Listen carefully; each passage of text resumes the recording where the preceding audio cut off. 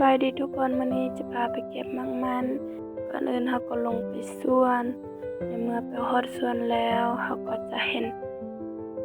ปลูกมักมันก็จะมีปลูกมักมันแดปลูกสาแดในเมื่อไปฮอดแล้วเราก็จะโละเบิ่งว่ามักมันสุกแล้วหรือว่ายังในเมื่อโละเบิ่งแล้วช่วงนี้ก็จะประมาณช่วงที่มักมันสุกมันก็จะมีหลายรูปแบบหนึ่งมันก็จะแม่นสุกก่อนปีใหม่แล้วก็แบบนี้มันจะแม่นสุกหลังปีใหม่ในเมื่อไปเบิ่งแล้ว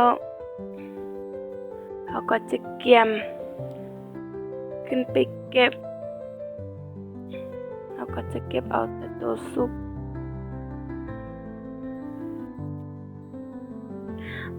มันก็จะมีหน่วย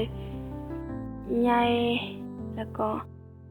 สุกแบบนี้เป็นตาแซ่บ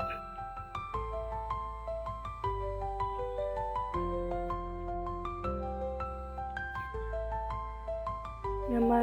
เก็บเขาก็จะเก็บซ้ำพอดีกินบ่เก็บหลายเพราะว่าเก็บปะไว้มันก็สิบ่แซ่บตอนได้ยากเขาก็จะลงไปเก็บเพราะเป็นสิ่งที่เขาปลูกเองปีหนึ่งเขาก็จะได้เก็บเทื่อนึง